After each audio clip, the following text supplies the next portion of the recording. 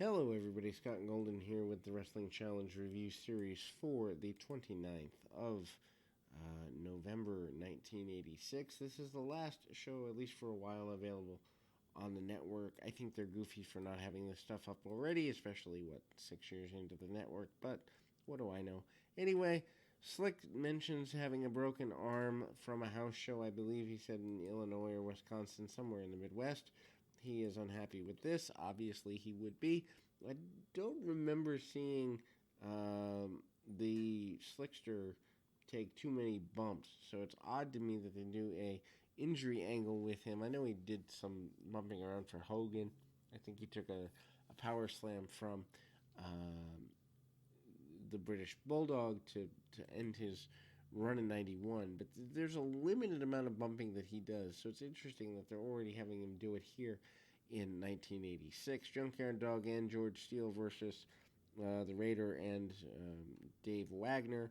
Obviously, Steele and the Junkyard Dog, a really semi-regular team. Biting, nipping, and the like by Steele. Junkyard Dog comes in, hits a couple of headbutts on Wagner, and the Raider comes in. He is a masked enhancement talent. Match is pretty simple. Wagner, for his size at the time, surprised he didn't get more of a run. I do know that he was around for about 3 or 4 years as an enhancement guy. Steele manages to tear open a turnbuckle, and the Junkyard Dog hits the power slam, the thump slam, on his adversary. Jesse Ventura, with toupee included, basically says that no one cares about the Honky Tonk Man, and this necessitates the Honky Tonk Man turning heel eventually. Coco Beware does a commentary on Frankie Beware and his love for the fans. The idea of Frankie as the parrot being his mascot, a pretty big deal at the time. Lots of animals in the WWF at the time. You got snakes and dogs and birds and all that. Anyway, Superstar Billy Graham plugs from his Arizona on location, talking about being in the best shape of his life, and that ends up being quite a lie. But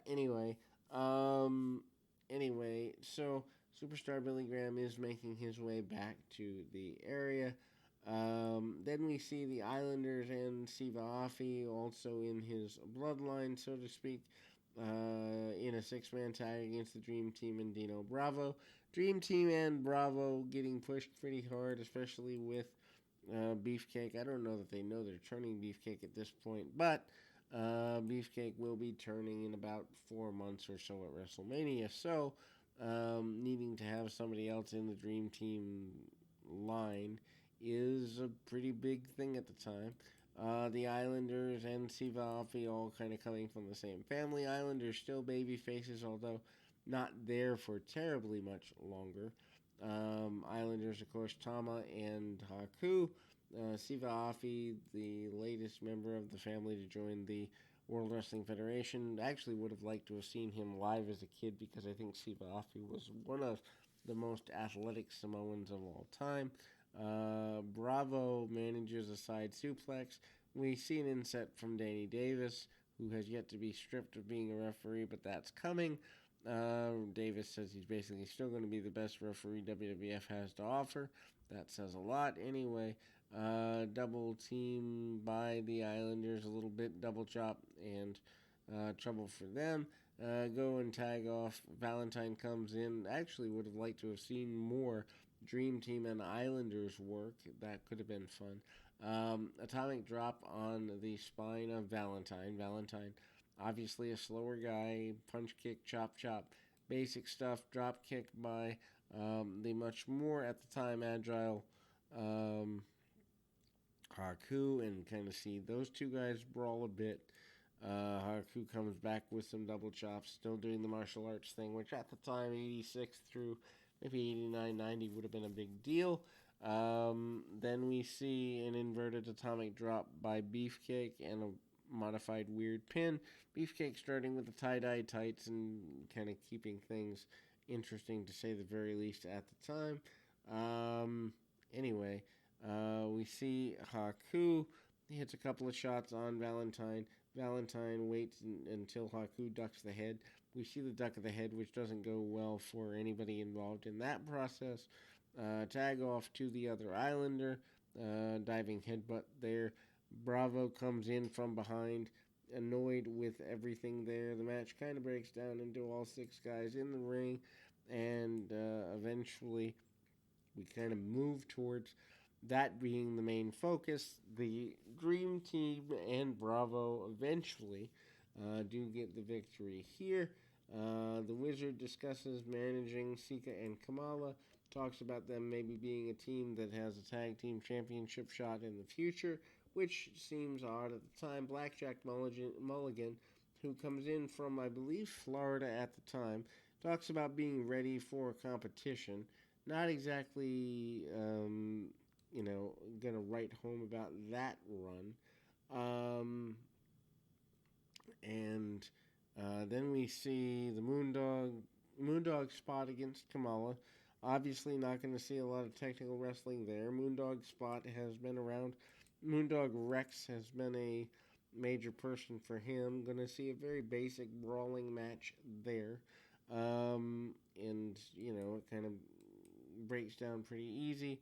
Kemshi gets jumped. Moondog spot not exactly completely killed off. Spot actually hits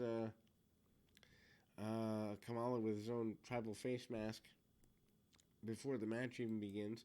Spot manages a couple of punches. I still think there might have been some desire to have a babyface Moondogs run that doesn't really materialize. Back kick by Kamala, and again, he's trying to get everything he can out of things here.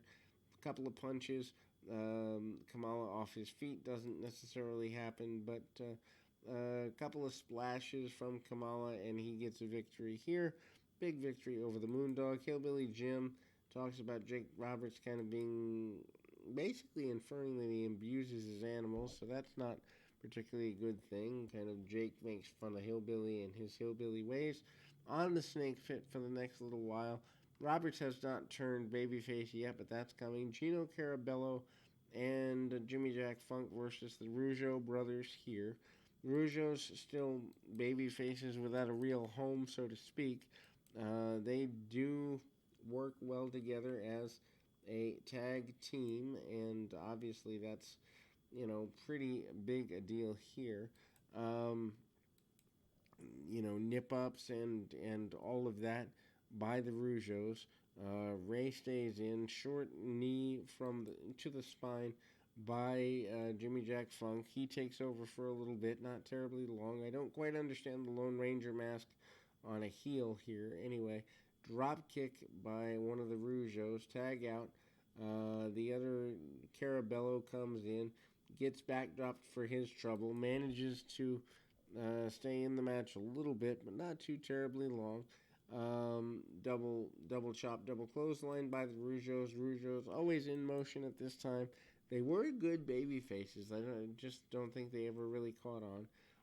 Raymond comes back in. Jacques again ends up being the Mountie in the next couple of years. But the Rougeaus at the time do the double bombs away attack, get the victory there.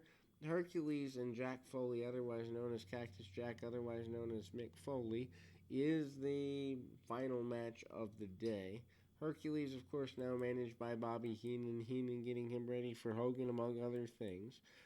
They actually have him wearing golden armor, a suit of armor here. Takes Foley down. Several kicks by Hercules. Hercules stomping him into an oblivion, so to speak. And, gets a few headbutts along the way. Foley manages to be backing off quite a bit. Does get a couple of forearms, but gets caught right in the chest with a hard clothesline by Hercules. Hercules brings him up before the backbreaker and the victory. Comments from S.D. Jones and George Steele to close the show. S.D. Jones basically trying to get people to support George. George being nice, so to speak, and that is something that S.D. Jones endorses. Of course, Jones, a former tag team champion, I do believe, with Tony Atlas, among other things, in like 83, 84, so he still has credibility, and we close the month of November here on Wrestling Challenge. And we'll be back with more wrestling action right after this.